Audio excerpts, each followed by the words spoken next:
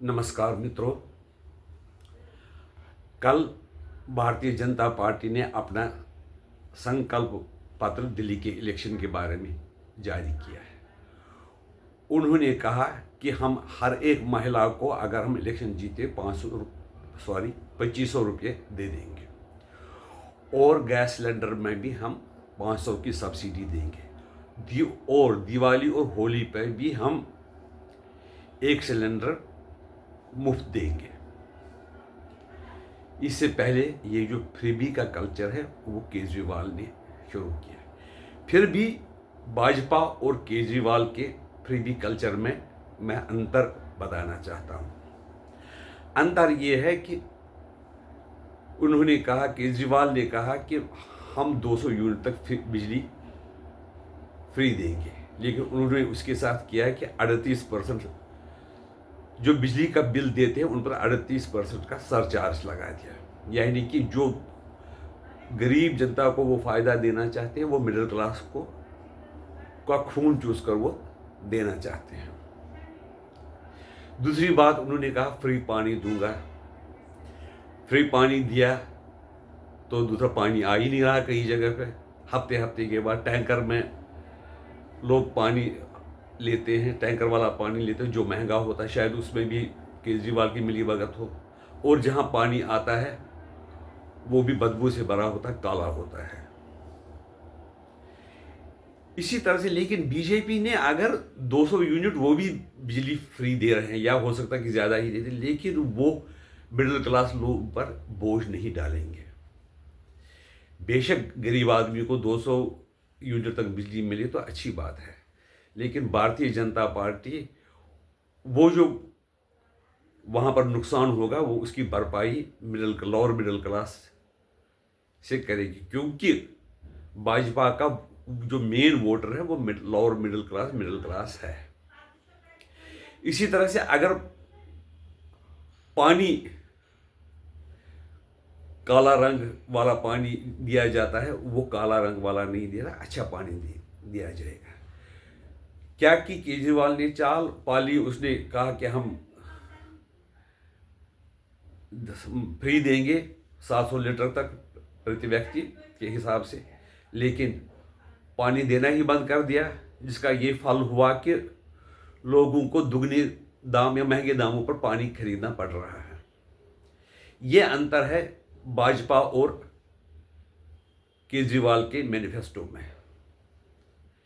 इसके अतिरिक्त ये आदमी बहुत झूठ बोलता है, इसलिए इसके वादे पर भरोसा करना ठीक नहीं। क्योंकि पंजाब में इनकी सरकार है, उन्होंने हजार रुपया देने का वादा किया था हर एक महिला को, वहां दिया नहीं, इसलिए उन पर विश्वास नहीं किया जा सकता है। पहले भी इन्होंने कई झूठ बोले हैं, इसलिए यानी कि आदमी झूठा है। जैसे कि हम गाड़ी नहीं लेंगे, बंगला नहीं लेंगे, वो झूठ बोलता है और इसलिए उस पर कोई विश्वास करने के लिए अब तैयार नहीं है। लेकिन अगर भाजपा ये फ्रीबीज दे रही है तो उसमें समाज को अच्छी तरीके से फायदा होगा। पैसा समाज में ही खर्च होगा, कंट्री के अंदर खर्च होगा, जिससे इकोनॉमी भी बढ़ सकती है। वैसे कहा जाता है कि फ्रीबीज का कल्चर है उससे देश को नुकसान पहुंचता है, लेकिन दूसरा इसका एंगल है, इसके फायदा भी पहुंचते हैं। अगर जिसके पास पैसा है वो खर्च करेगा। जैसे कपड़ा लाना है वो तो लाएगा ही लाएगा। बाकी नेसेसिटी, अगर टीवी कोई लाना चाहता है, ला नहीं सकता था, अगर आप उसको पैसे बचत होगी टीवी लाएगा तो उससे सारे हिंदुस्तान के हालात और अपने बच्चों का एंटरटेनमेंट होगा, अपना एंटरटेनमेंट होगा। मैंने पंजाब की बात कही, इसलिए उन पर विश्वास कौन करेगा ये केजरीवाल को समझ में नहीं आता है। दूसरी बात, उन्होंने कहा, प्रधानमंत्री को पत्र लिखा कि छात्रों को मेट्रो में 50% की छूट मिलनी चाहिए। तो इसमें मेट्रो में 50% की भागीदारी स्टेट गवर्नमेंट की और 50% की भागीदारी सेंट्रल गवर्नमेंट की। अगर वो चाहते हैं कि वो अपने 50% का जो उसमें से जो उनका डिविडेंड वगैरह मिलता है या उसकी हिस्सेदारी है, उससे वो उनको बच्चों को छूट दे सकते हैं और बच्चों को आधे रेट पर टिकट मिलेंगे। लेकिन ऐसा वो नहीं करेंगे, क्योंकि वो करना ही नहीं चाहते हैं। वो लोगों को सिर्फ उल्लू ही बनाना चाहते हैं। दूसरी बात, उन्होंने उनके झूठ का एक और सबूत है, उन्होंने इलेक्शन में ये एफिडेविट भर दिया जो भरना होता है कि मेरे खिलाफ कोई क्रिमिनल केस तो नहीं है। उन्होंने उसमें वो छुपाया क्रिमिनल केस। क्यों छुपाया? क्योंकि यह अखबार में देना पड़ता है कि 2 अखबारों में कि मेरे पास अगर कोई केस पेंडिंग है कोर्ट में तो उसकी जानकारी देनी पड़ती है। अगर वो अखबार में देंगे तो लोगों को पता चलेगा कि केजरीवाल ये कह रहे हैं। हो सकता है कई लोग ऐसे उनको वोट देने से मना कर दिया। दूसरी बात उन्होंने जो कही, उन्होंने कही मेरी जो इलेक्शन में एफिडेविट की बात कर रहा हूँ उसमें कहा था मेरी वार्षिक 2019, 21-22 को 2 लाख से कम रही है। लेकिन सब जानते हैं कि दिल्ली में मंत्रियों की जो सैलरी होती है वो बहुत ज़्यादा होती है। 2 लाख से होती है, 60,000 रुपये एक प्रति मंत्री होती है। और उसके अलावा 1,000 रुपये डेली अलाउंस, सेक्रेटरी के लिए अलग से पैसे, टेलीफोन फ्री, ट्रीटमेंट फ्री।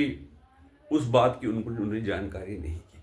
क्या कोई ये विश्वास कर सकता है कि 1,67,000, 1,55,000 उनकी वार्षिक आय होगी? अगर ये लोग समझेंगे कि ये कितना झूठ बोल सकता है तो एक भी वोट उसको मिलना नहीं चाहिए। अगर लोग फिर भी इस पर विश्वास करेंगे तो दिल्ली की मालिक तो भगवान ही है। और इसमें मुकाबले में इसने सबसे बड़ी जो बात की थी, उसने कहा था शीला दीक्षित ने ये करप्शन किया है, वो करप्शन किया है, और फाइल साथ लेके जाते थे कि मेरे पास 370 पेज की फाइल है शीला दीक्षित के खिलाफ। फिर जब पावर में आए तो लोग उसे कहते आप मुझे दे दो, उसके खिलाफ कोई चार्ज तो मैं कार्रवाई करवा दूंगा। कार्रवाई नहीं की।